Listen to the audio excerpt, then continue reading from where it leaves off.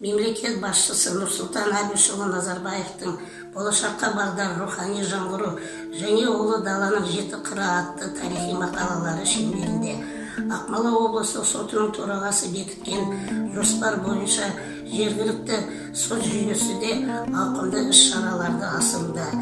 Елбасы бұған дейін де ел дамуына тың серпін беретін бастамаларды халық назарына ұсынған болатын. Қазақ қоғамының бүкіл заңгерлік әлемінде негізгі билік жеті жарғының қағидаларын жинаған дала заңының билігі болғандығы тарихтан белгілі. Ал оның қорын сақтаған, дамытқан және жүзеге асырған билер болды. Әділ сот төрелігін жүргізуде бұрынғы қазақ билерінен үйренер тәлім алар нәрселер де аз емес.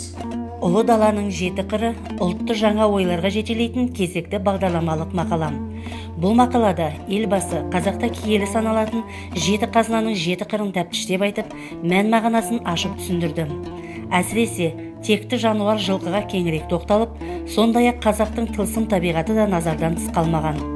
Ал мақаланың екінші бөлімі алдағы уақытқа бағыт-бағдар береді. Елбасы төл тарихымызды бағалап, жаңғыртуға арналған нақты 6 тапсырманы жүктеді.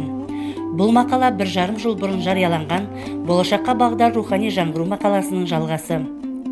Рухани жаңғыру бағдарламасының жалғасы болатын елбасының тарихи сананы жаңғыртуға бағытталған ұсыныстары мемлекетіміздің нығаюына септігін тигізетініне толық сенімдіміз.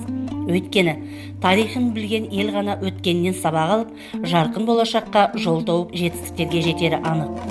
Ұлы даланың жеті қыры атты бағдарламалық мақаласы ерекше қуат берген, атқарған ісіміздің пайдасына сенімімізді арттырған рухани тіректей. Мақалада айтылған ой тұжырымдардан өзіміздің тарихқа деген ұстанымымыздың дұрыстығын, бағыт-бағдарымыздың айқындығын байқаймыз.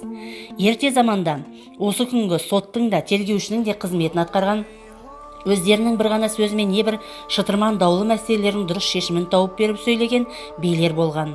Ел өмірінде билердің алар орны өте жоғары болды. Билер біріншіден көпті көрген, көре-көре көсем болған, көнені ғана біліп қоймай болашаққа да болжам жасай алған. Айтар сөзін бірде астарлап, бірде мысқылдап, еттен өткізіп сүйекке жеткізген. Қажет жерінде қара тасты қақ айырып түсетін отауызды орақ тілді шешендер болған. Билердің әділ сөздері еттен өтіп сүйекке жеткенде, оған ата жаудың өзі де қылыш көтермеген. Ел мен ел арасындағы қоғамдық мәні зор саяси мәселелер шешуде хан сұлтандардың негізгі тірегі кеңесшілері болған.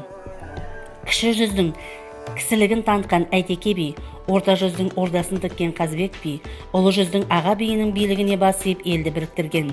Бір жағадан бас, бір жеңнен қол шығарып қазақ халқының абыройы мен тыныштығын ойлап, қалмақтарға қарсы күрес жұмысын басқарған.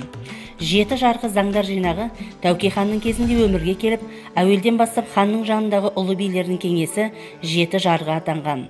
Оның құрамында жоғарыда аталған ұлы билерден басқа да беделді адамдар болып, бұл қазіргі парламент деңгейіндегідей билік жүйесі болған. Аталған заңдар жинағын құрастыруға Төле, Қазыбек, Әйтеке билерде қатысқан. Қазақ халқының тарихында қарақылды қақ жарған, әділ биліктермен небір қиын дауларды шешкен билер қызметінен қазіргі сот қызметінің алар үлгі өнегесі де аз емес. Еліміздің ынтымағы үшін күрескен кемеңгер үш би жөнінде. Атақты қазақ үш биі, онан өткен Әйтеке. Бірінші Әзіз Төледі, таудай сөзге тарадай бұзылмайтын сөз айтқан, қию тауып сөйлейді, шешенден шешен демегі, қанша ділмәр дегендер, және де Әзіз киелі, ширегіне келмейді, босатқан буын жиені. Бұл үш бимен тең емес, қаз дауысты Қазыбек қазақтың мінсіз билері. Мәдени мұра ақтаңдақтарды қалпына келтіріп өшкенімізді жандырса, рухани жаңғыру ұлт тарихын таныстыратын даңғыл болды. Ұлы даланың жеті қыры ұрпақтар мақтанатын, арғы тектерін әлемге батыл әрі айқын насихаттайтын төлқұжат. Үш бидің ел тыныштығы, оның бақытты келешегі, тәуелсіздігі үшін қауіп-қатерді елемей бастарын бәйгеге тіккен. Осы шынайы отаншыл сезімі, ынтымақ бірлігі басқаларға да ықпал етіп, қазақ халқын бір мақсатқа жұмылдыра түскен. Бүгінгі бақытты өміріміз осындай бабалар арқасы екенін түсініп, үш биіміздей ұлыларды, елім деп еңіреген батырларымызды ұрпақ ешқашан ұмытпауы қажет. Өлмейді, ғалымның хаты өлмейді, жақсының аты өлмейді, жақсы сөз жерде қалмайды. Өшпес аталы сөздерін қалдырған, азаттық, теңдік, туыстықты ту етіп көтерген, қазақ тарихының төрінен орын алған, қаншама ғасыр өтсе де өскелең ұрпағына өшпес із, өнегелі сөздер қалдырған Төле Қазыбек, Әйтеке билерінің рухтары одан әрі биіктей берсін. Еліміздің одан әрі көркеюіне ар адамзат баласы атсалысса, біз одан әрі жоғары белестерді бағындыра аламыз, биік шыңдарды бағындырамыз.